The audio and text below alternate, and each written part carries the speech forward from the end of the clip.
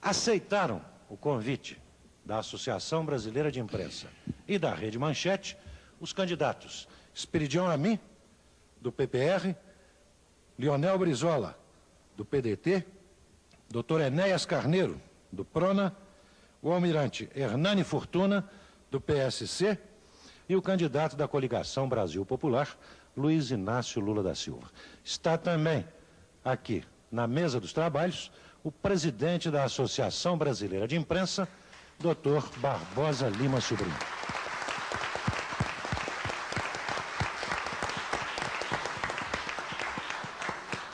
A pergunta agora é do vice-presidente da Associação dos Correspondentes Estrangeiros, o jornalista Ricardo Soca. Eu gostaria de perguntar ao candidato Enéas Carneiro de que maneira pretende resolver o problema da miséria no Brasil. E caso o seu programa inclua a criação de empregos, de que maneira criar empregos? Muito obrigado, senhor, pela pergunta. O modelo produtivo do Brasil é extremamente retrógrado. É fundamental para que se possa fazer distribuição de renda que o Estado atue onde pode e deve atuar.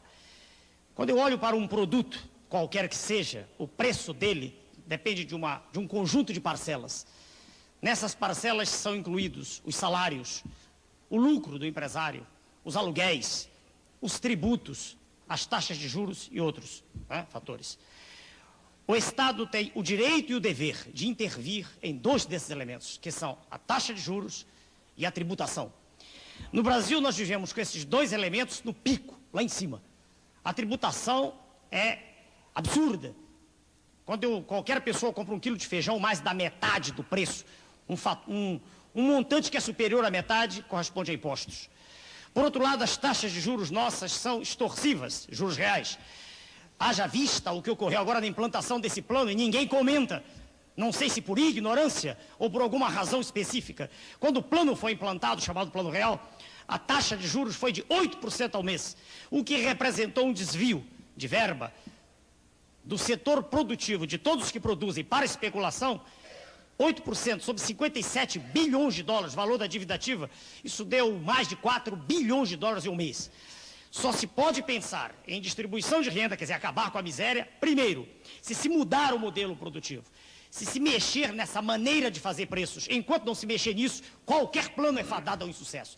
É evidente que, atuando nesses fatores, o Estado pode fazê-lo, poder-se-á imediatamente investir em produção, aumentando a produção. Aí sim a inflação cai. Mas não cai artificialmente por 1, 2 meses até a eleição, mas cai depois. Cai consideravelmente. Caindo a inflação, aí sim, o empresário pode produzir mais. Ele ganha menos, o markup diminui, quer dizer, a taxa de lucro dele, o que ele ganha no produto, mas ele vende mais. Aí o mercado se aquece. E aí sim pode-se pensar em distribuição de renda, com investimento no campo, lá na agricultura, com investimento na indústria, ou seja, querendo riqueza de fato. E o que é riqueza de fato? Não é papel. Riqueza de fato não é papel pintado, não é dólar. Riqueza de fato é indústria, é agricultura, é inteligência, é trabalho. Isso que deve ser o modelo para ver distribuição de renda. Muito obrigado. Eu lembro ao telespectador que o próximo bloco conterá perguntas de candidatos para candidatos. E vamos agora a uma indagação do jornalista Teodomiro Braga, do Jornal do Brasil. A minha pergunta é para o candidato Enéas Carneiro. Essa figura exótica que aparece na vida política do país de 4 em 4 anos como um meteoro eleitoral. Enéas, o senhor tem defendido posições autoritárias como o centralismo e o Estado forte. O senhor tem demonstrado preconceito contra os que não têm diploma, contra os que não têm curso superior, como mostrou no debate passado ao atacar Lula por não ter curso superior. O senhor tem defendido posições ultranacionalistas. O senhor grita como um alucinado. Diante disso tudo, eu pergunto, o senhor é fascista? Meu nome é Teodomiro Braga. Peço ao auditório que não se manifeste. Posso começar a responder? Por favor, doutor Enéas. Bom, vou marcar o tempo e eu tenho obediência rígida ao tempo. O senhor foi extremamente infeliz. Aliás, isso é próprio do que o senhor escreve. E agora o senhor me permite, eu só falo. Eu o ouvi com atenção. Primeiro, Eu não ofendi o candidato PT, nem tenho nenhum preconceito. Eu tenho um conceito. O problema é de preparo seu para se exprimir. Eu tenho... Um minutinho, por favor. Um minutinho, por favor. Fascista. O senhor não tem direito de me interromper, senão eu paro e me retiro do ambiente. Vamos respeitar as regras. Não há réplica neste momento do debate, meu caro Teodomiro. Obedeça a regra como eu também. Isso é disciplina o nome disso. Muito bem. Eu vou obedecer as regras para as quais eu fui convidado aqui. E eu peço que o senhor retire segundos que perdi aqui na discussão. Então, eu não ofendi em nenhum momento. Eu não tenho nenhuma forma de preconceito. Nenhuma forma. Eu tenho um conceito estabelecido. Para se dirigir um país, para se ter sob o seu comando a direção de uma nação continental como o Brasil, é fundamental que se tenha preparo. Não há nenhum preconceito quanto a isso. E o senhor candidato aqui presente, que poderá à frente defender-se, não detém escolaridade, e eu disse isso a ele, com respeito, não o ataquei, não detém o volume de informações, o acervo de informações que é necessário para conduzir os destinos da nação. Foi isso que eu disse. O segundo ponto agora, isso eu estarei disposto aqui, se houver condição de discutir com ele, em questão aberta. Agora, o outro ponto, o senhor diz que eu sou autoritário. Eu detesto esta situação em que a nação brasileira se encontra, de absoluta desordem, em que não se respeita a coisa nenhuma, em que os senhores da imprensa têm o poder total, como o senhor acabou de mostrar agora, me interrompendo, em que os valores cívicos estão sendo todos lançados no ralo, em que não há mais na nação nenhum sentimento de respeito à família, porque no horário nobre passam-se cenas de lascívia, de sexo quase explícito, com a conivência dos diretores, e ninguém se preocupa em perguntar para um pai de família se ele gosta disso. Isso é liberdade absoluta. Então é contra tudo isso que eu ponho o meu discurso, a minha alocução. Quando o senhor me ofendeu agora, o senhor disse que eu sou exótico, se eu tenho barba é um problema meu, o senhor não tem nada a ver com isso. A sua visão de exótico... As manifestações são dispensáveis. E, doutor Enéas... Eu termino já. É porque ele por me favor, interrompeu. Terminarei seu tempo já terminou. As suas expressões traduzem apenas a incompreensão do senhor de um sentimento que eu represento, de uma insatisfação coletiva da nação, para com toda essa farsa que existe, apresentando-se um modelo, esse sim, que é de uma libertinagem. Doutor Enéas. Pois não, senhor. Doutor Enéas, a pergunta é sua para um dos candidatos. Desculpe, eu estava distraído. Eu vou perguntar para o senhor Luiz Inácio. Posso perguntar? Pois não, por favor. Senhor Luiz Inácio da Silva, eu olho para a nossa nação com bastante preocupação, como o senhor deve olhar também, e qualquer pessoa que pense em ser presidente da República. O Brasil exporta minerais in natura. O Brasil é a nação mais rica do planeta, tem um subsolo rico em manganês, em ferro, em bauxita, em estânio, um número enorme, enfim, em ouro. E o nosso minério todo é exportado in natura. O beneficiamento é mínimo. Isso nos traz prejuízos colossais e nada é feito em contrário. O Congresso, com 1000 discussões estólidas e intermináveis, curvas, e suas excelências, os detentores do poder, curvam-se. Eu queria perguntar para o senhor, e em particular, para um minério importantíssimo, chamado bauxita refratária, bauxita de caráter refratário, qual é a posição do senhor, se o senhor chegar a ser presidente da República, em relação à política mineral e, em particular, à bauxita de grau refratário? Olha, eu tive a oportunidade de visitar Porto Trombeta para ver a exploração de bauxita. O ideal seria que o Brasil fosse detentor de tecnologia suficiente para que nós pudéssemos extrair o minério, para que nós pudéssemos trabalhar esse minério e para que pudéssemos mandar para fora já o produto final do minério. Nem sempre nós temos os recursos para que se invista corretamente nessas empresas. Afinal de contas, não é todo dia que se pode produzir uma Alcoa neste país. É preciso muito capital externo.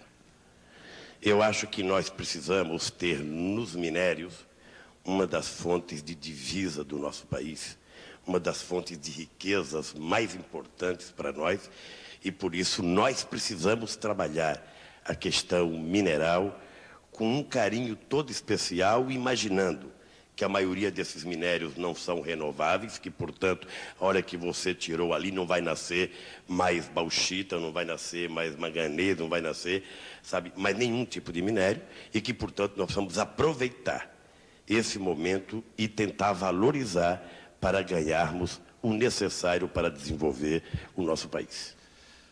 Doutor Enéas, o senhor tem 2 minutos para a réplica.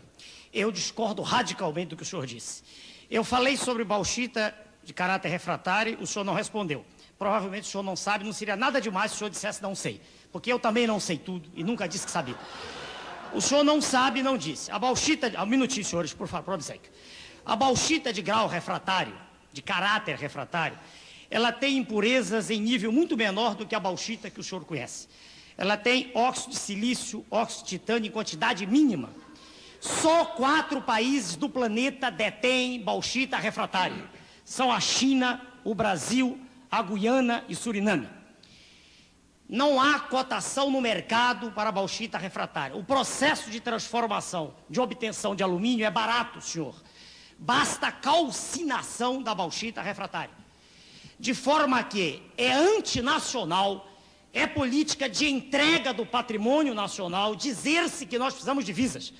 Porque se nós trabalharmos com a bauxita refratária e nós a transformarmos em alumínio, nós trabalharemos não com esse valor ínfimo que ela tem no mercado internacional, e sim com valor considerável. Basta lembrarmos que nós exportamos 50 mil toneladas desse minério e ganhamos pouco mais de alguns milhões de dólares. De forma que é uma política antinacional, por excelência, essa que o senhor propõe. Candidato Luiz Inácio da Silva tem 1 minuto para a tréplica. Bom, primeiro, eu estranharia muito se houvesse concordância entre o candidato e eu. Até porque ele achou muito ruim de ser chamado de exótico, mas não achou ruim de ser chamado de fascista. Eu quero dizer alto e bom som, e aliás eu disse isso no outro debate, de que eu não sou candidato a Deus. Eu sou candidato a presidente da República a apresentar, e apresentei não com discurso, mas viajando esse país, um programa para tirar o Brasil da miséria que ele se encontra, para resolver o problema do desenvolvimento desse país, da geração de emprego, da agricultura, da reforma agrária, da educação, da saúde. E, portanto, é isso que eu estava disposto a discutir. Quando eu falei dos nossos minérios, até porque não sou nenhum geólogo, né? Se fosse assim, eu ia trazer o professor Aziz Abissaber, presidente da CNBB, para sentar no meu lugar, para saber cada nuance, cada vírgula de cada minério. O que eu tenho é uma política mineral para esse país, de que nós queremos explorar isso com um carinho todo especial e fazer disso uma coisa para a manutenção cada vez mais da nossa soberania. Muito obrigado ao candidato Luiz Inácio da Silva. Nós estamos sentindo que a temperatura está subindo no debate. No próximo bloco, os candidatos continuarão... Não está me tirando. O senhor tem toda a razão, doutor O senhor está me tirando 1 minuto, preciosíssimo. Não. Eu não estou lhe tirando. O senhor tem toda a razão. Eu estou reconhecendo que o senhor tem 1 minuto à tréplica. Por favor. Eu queria dizer para os senhores telespectadores o seguinte: um presidente da República, mais do que qualquer outra coisa, tem que ser um estadista. Sei que não tem que conhecer as questões nacionais em profundidade.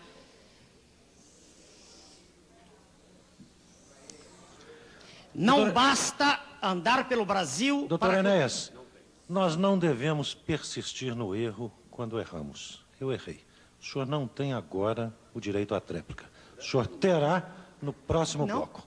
Não. O senhor quase me convenceu, mas não me convenceu. Nós teremos, doutor Enéas, teremos a oportunidade de novas inquirições, de novas perguntas entre os candidatos, logo depois do intervalo. Sortear um outro candidato.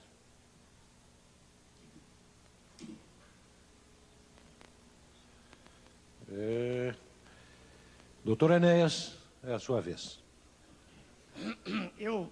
Se estivesse presente, Sua Excelência, o ex-ministro, eu faria a ele a pergunta. Como ele não está, em respeito à sua ausência, eu faço a pergunta à Sua Excelência, o governador Leonel Brizola. Governador, é notória para qualquer pessoa lúcida a falha colossal que está sendo imposta à nação com esse plano que aí está. É notória. Carece de qualquer discussão, uma vez que a única âncora que tem esse plano é a diminuição de salário. Não há, aliás, eu até discordo, quando o senhor citou há pouco o plano cruzado. No plano cruzado não houve, naquele primeiro momento, compressão salarial. E agora pior ainda, agora há compressão de salários. Aliás, é a única coisa em que o plano se segura. Ele quer deter o consumo, ele quer restringir o consumo, ele quer apertar a capacidade de consumir. Eu pergunto para o senhor, admitindo que o senhor chegue à presidência da República, que providências o senhor tomará, em estando ainda, como deve estar, o plano? Respondo com prazer esse questionamento. Penso que o novo presidente, se for a vontade do povo brasileiro, que essa responsabilidade caia sobre os meus ombros, tem que fazer uma avaliação do estrago que esta intervenção gigantesca na economia fez na vida econômica do país. Como quem abre uma porta de uma casa na qual se sabe que ocorreram desordens dentro dela. O novo presidente terá que, o novo governo terá que encarar as suas tarefas imediatas através de um plano de emergência. Isto me parece que, seja quem for, terá que assumir o governo e desenvolver atividades, mobilizando a nação para um plano de emergência. Não só apenas para corrigir certas situações gritantes da vida econômica, como especialmente da situação social. Por exemplo, no caso das crianças. No caso da vida econômica, por exemplo, a situação em que o Plano Real colocou setores fundamentais que até nos orgulham da economia brasileira. Hoje mesmo estive lá em contato com algumas comissões da indústria do couro. É realmente um orgulho para o Brasil o que produz nessa matéria, tanto lá no Rio Grande do Sul, quanto em São Paulo, em Franca, e em outros estados também. Eles estão desesperados com a perspectiva que se criou, Governador, diante da impossibilidade de exportar. a vez é do Então, eu doutor acho que Enéas. esse plano de emergência, ele teria que encarar essas distorções geradas pelo Plano Real e por outras medidas que certamente irão ser tomadas ainda. Doutor Enéas, 2 minutos. 2 minutos. Com todo respeito à Sua Excelência, o governador não me respondeu. Eu perguntei com clareza que providências imediatas seriam tomadas. Com respeito ao senhor. Eu vou dizer no tempo que me resta, para completar os 2 minutos, o que eu farei se for eu que chegar lá, estando nesse plano em vigor, e vigendo ainda. Primeiro, é fundamental intervenção mesmo na política tributária. Não há mais lugar para conversa fiada, para conversas demoradas de gabinete. O povo não aguenta mais miséria e conversa. Intervenção na política tributária, através dos recursos que a Constituição dá. 2, taxas de juros. Isso é fundamental.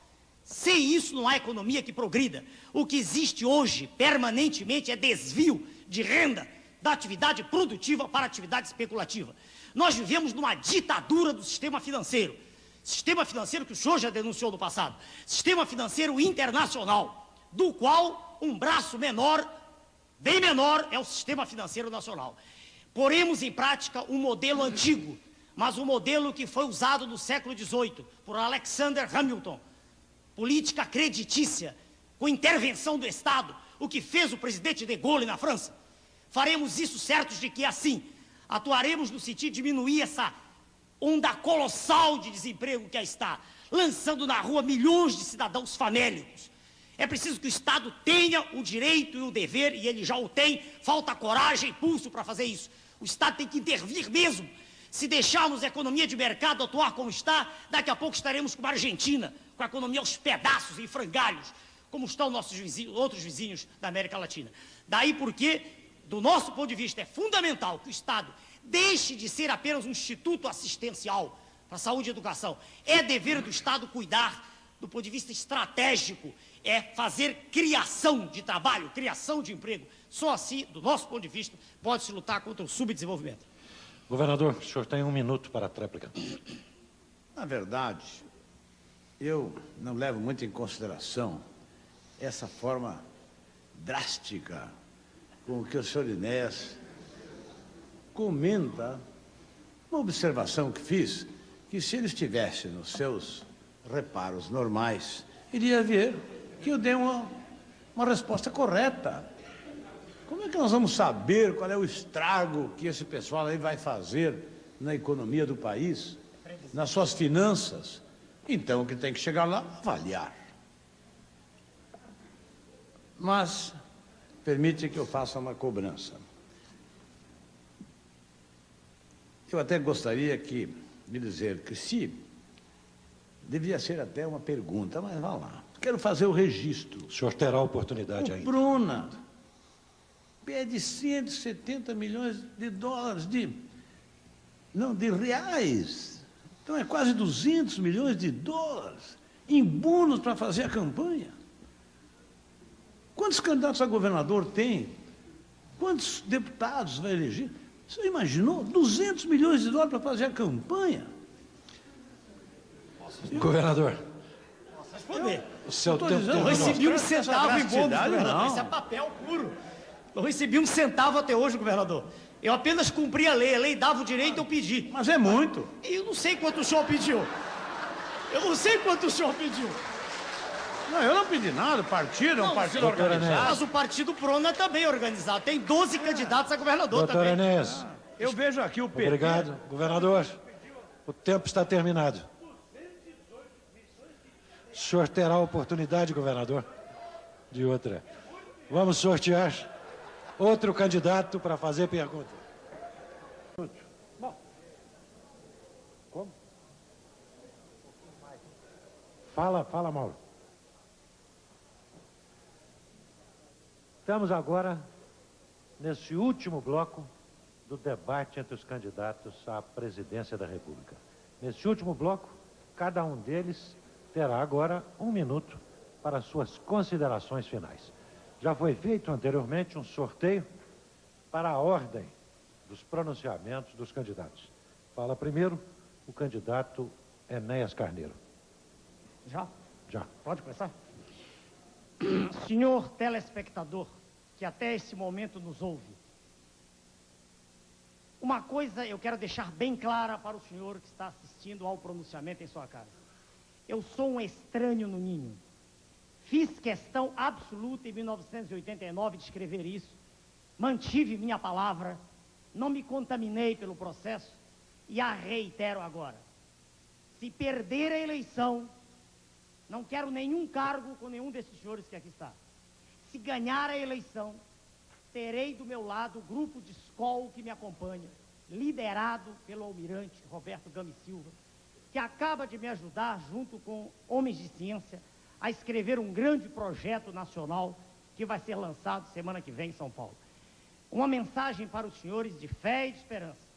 É possível endireitar o Brasil com nossos próprios recursos. É possível fazer dessa terra algo de que a gente se orgulhe. É possível ter certeza de que da nossa terra emergirá a grande civilização do terceiro milênio. Muito obrigado, senhor.